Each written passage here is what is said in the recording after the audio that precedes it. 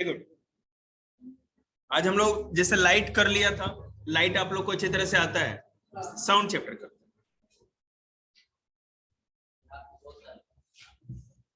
ना। रहन इस साइड तुम्हारे फेंकने का कमाल होता।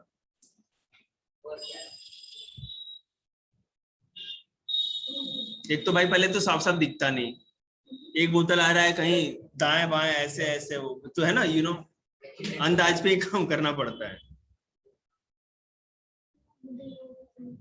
देखिए, the sensation field by our ears is called sound. हमारा कान जो सेंसेशन या जो एक तरह का कंपन, वाइब्रेशन जो समझ सकते हैं, जो फील करता है या महसूस करता है, उसी को हम साउंड कहेंगे। Sound is a form of energy, और साउंड भी एक तरह की एनर्जी ही होती है। बेटे आप बैठे क्यों हो?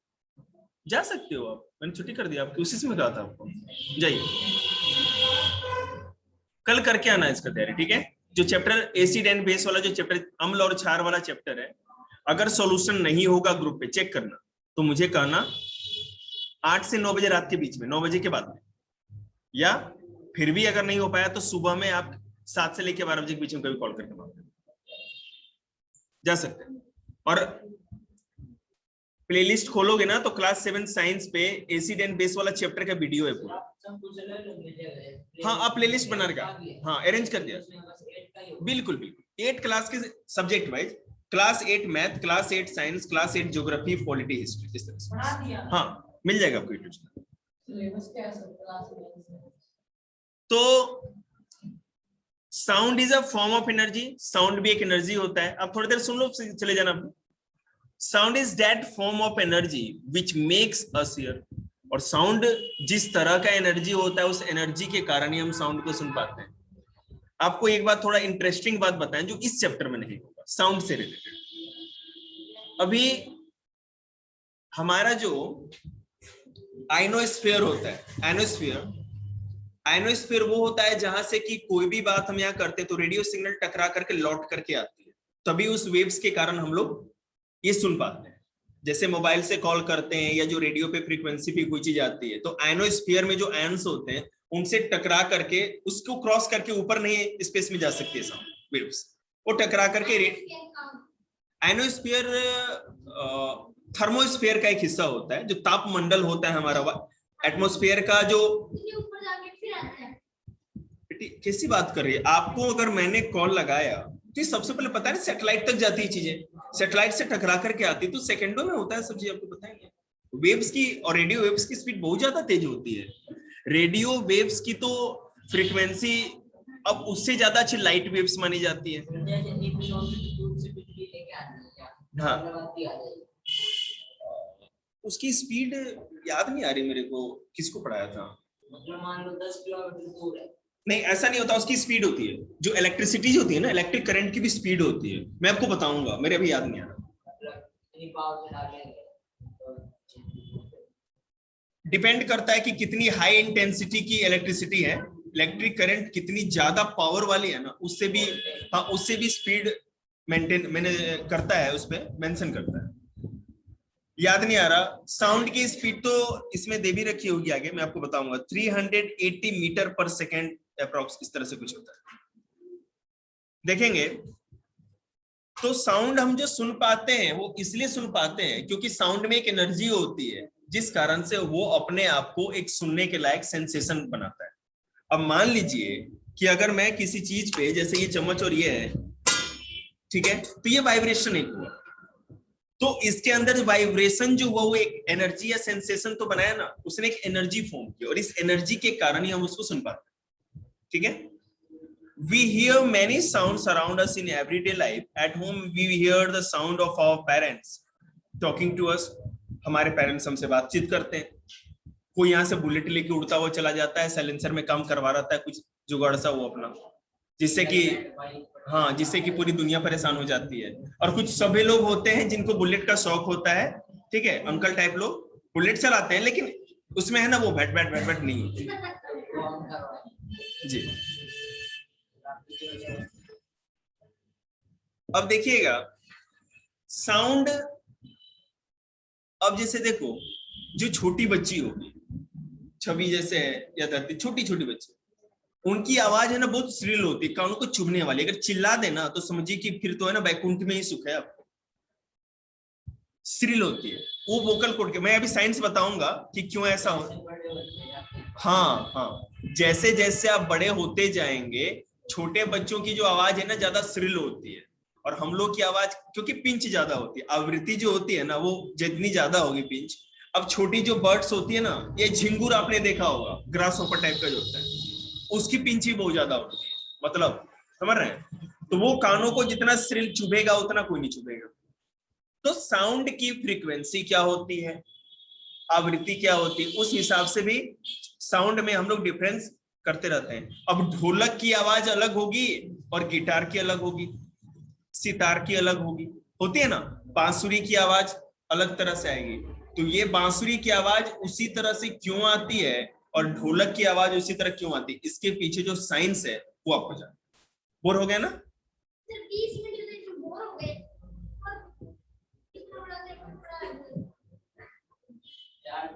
बेटे विश्वास कर, जितना लाइट में आपको मजा आया था ना, उससे 1% भी कम मजा नहीं आया। वो तो चैप्टर स्टार्ट हो रहा है, और मजा मतलब क्या, यहाँ समोसे तल रहा हूँ। Each sound is special to the object which produces. देखिएगा, हर साउंड क्या, मुझे कुछ समझ में नहीं आया। मैंने समझाया क्या अभी? आप जितना भी समझाया थोड़ा बहुत समझाया। डिफरेंस था दोनों में, यही समझा तो रहा था उसको। वो तो बात अलग थी ना, वो तो स्पेशल केस था। High order thinking, hot question बाद में। चलिए ठीक है, इंटरेस्टिंग बना देते हैं साउंड को। देखिए बढ़िया बात है, इंटरेस्ट। अब देखिए कैसे है। अभी साइंटिस्ट लोगों ने क्या किया, साइंटिस्ट लोगों ने वो इस चीज पे रिसर्च कर रहे हैं कि जब महाभारत का युद्ध हुआ था, ठीक है, ऐसा, तो जो ये माना जाता है कि जो भी आप बोल रहे वो कभी खत्म नहीं होता। ये हमारे आयनोस्फीयर और हमारे बीच में ही वो वेव्स, साउंड वेव्स घूमते रहते हैं, समझ रहे हैं। तो उन चीजों को कैच करके उन वॉइस को रिकॉर्ड करने के पीछे भी साइंटिस्ट लोग लगे हुए कि पूरी की पूरी महाभारत में जो युद्ध हुआ था किसने क्या कहा, जो भी बातें हुई थी, ये सब साइंटिस्ट लोग कहते हैं और रिसर्च चल रही है उसके ऊपर। साइंस में ये चीज माना जाता है, जो साउंड वेव्स है, एनर्जी आपको पता है ना, जो भी एनर्जी जनरेट होती है वो कभी खत्म नहीं होती, उसका फॉर्म चेंज हो जाता है, ठीक है। क्या नाम है उसका, लक्ष्य मैंने पढ़ाया था ना, जो भी एनर्जी जनरेट होती है वो कभी खत्म तो होती नहीं, उसका बस फॉर्म चेंज हो जाता है, एक रूप से दूसरे रूप में चेंज हो जाता है। अगर आपने फ्रिक्शन किया, ठीक है, तो ये जो फ्रिक्शन की एनर्जी थी किसी दूसरी चीज में कन्वर्ट हो गई, लेकिन वो खत्म कभी नहीं। तो इसके ऊपर साइंस काम कर रहा है। वो साइंटिस्ट लोग कर रहे हैं, अगर ऐसी टेक्नोलॉजी बना लें कि उस आवाज को भी स्टोर कर सकें तो हो सकता है।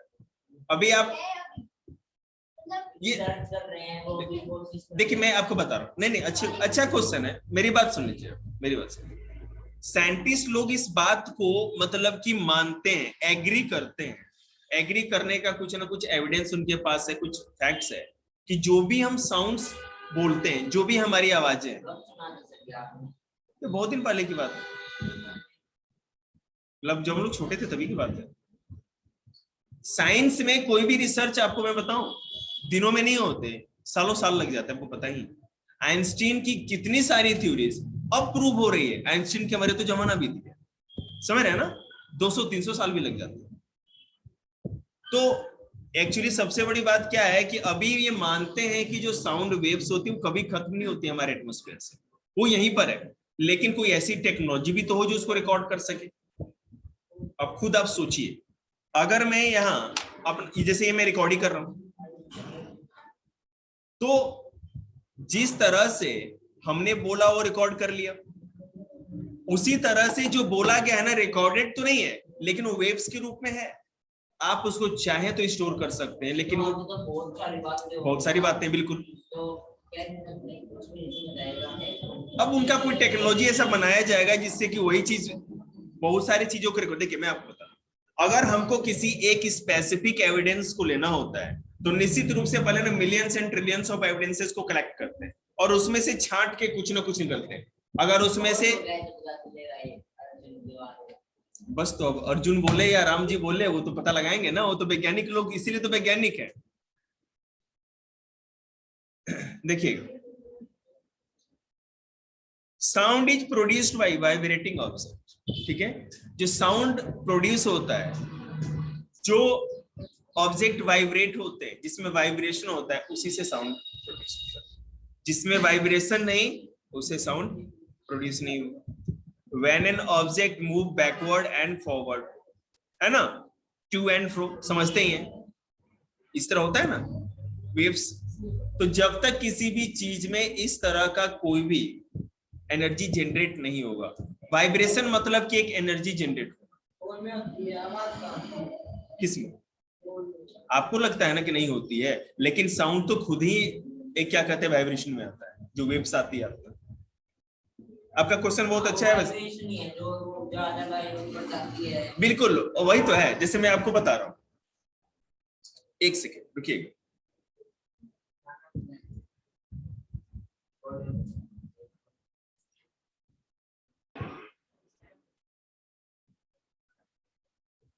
तो शुभम भाई का बर्थडे था ना, गुड।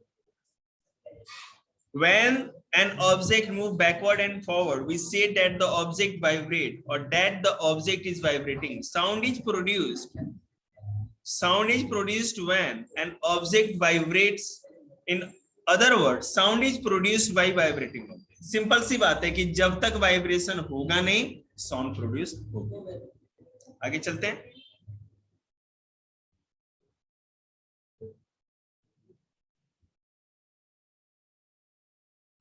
अब हम लोग कुछ एग्जांपल्स लेते हैं। पहला example, let us ring a bicycle bell.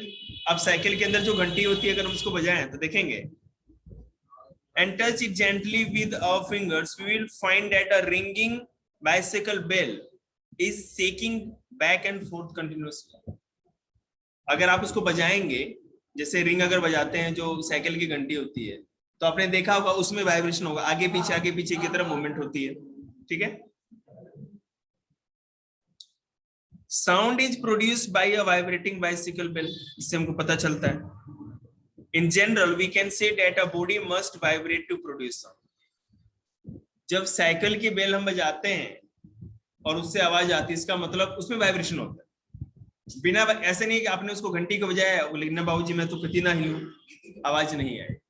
हिलना पड़ेगा, वाइब्रेशन होना पड़ेगा, वाइब्रेशन होगा तभी साउंड प्रोड्यूस होगा।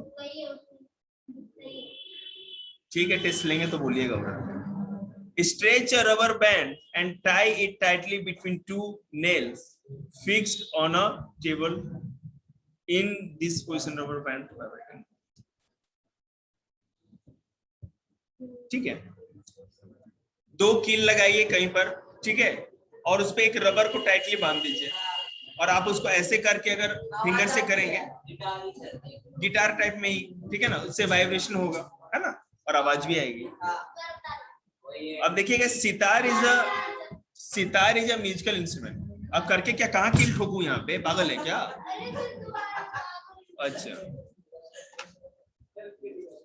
भाई, कोई बच्चे शहीद होने के लिए आओ, एक के गले में हाथ डाल देते हैं, एक के गले में यहाँ पे। पूछना पड़ता है, प्रैक्टिकल तब होता है। मैं आपसे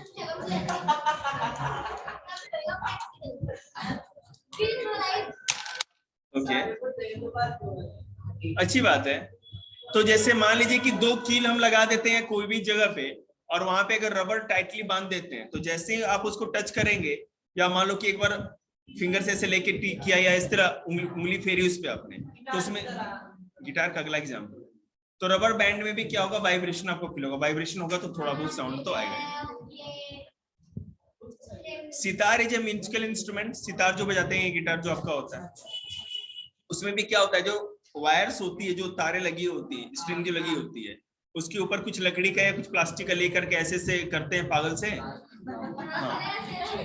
तो उससे फिर म्यूजिक निकलती है। सितार बेटा मतलब कि जो वानी टाइप का, वीणा टाइप का होता है इसको। हाँ, ये वीणा है वैसे।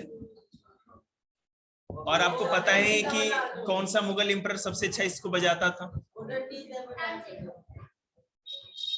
तानसेन को मुगल एम्परर बना दी, याद है आप लोगों को?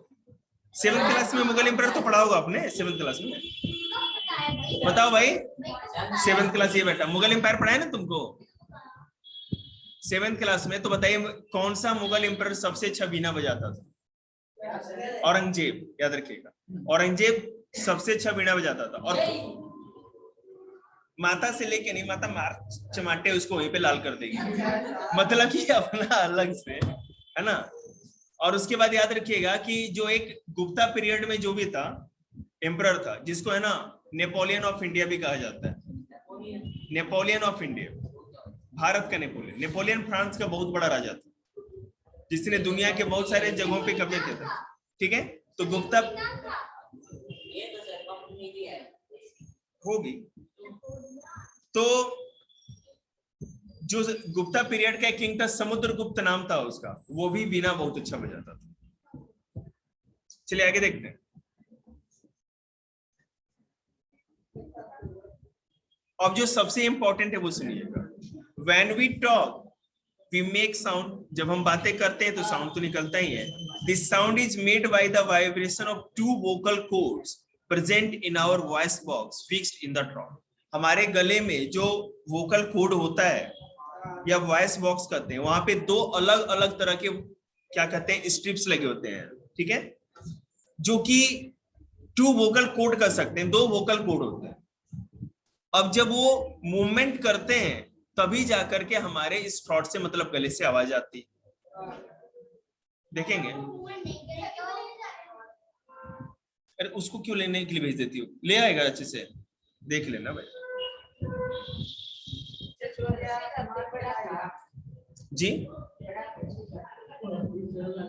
क्या पढ़ा था? मिर्गी के दौरे पढ़ना है, कोई बात नहीं, जूता सुनाओ। देखेंगे। Let us hold the finger of our right hand gently. Sorry. अब देखिए, अगर हम यहाँ पर अपने गले पर, है ना, जब बोलते हैं तब, आप लोग मत बोलो, छोड़ो, नहीं तो बिना मतलब हल्ला मचाओ। जब भी अगर आप बोलेंगे और यहाँ पर है थ्रोट पे रखेंगे तो आपको यहाँ वाइब्रेशन फील होगी। कुछ बोलिए और यहाँ रखिए, यहाँ गले पर हाथ रखे ना, हो रहा है ना। आप जब भी कुछ बोलोगे यहाँ रखोगे तो एक बहुत एकदम रियल आपको वाइब्रेशन फील होगी यहाँ पर जी। मतलब फील हो रही है ना, उसमें फील हो नहीं रही ना आपको, समझ रहे हैं ना। जब बोलेंगे तो यहाँ वाइब्रेशन फील होगी है। कितने टाइम? अरे मेरा मोबाइल फोन लेके, ठीक है जा सकते हैं।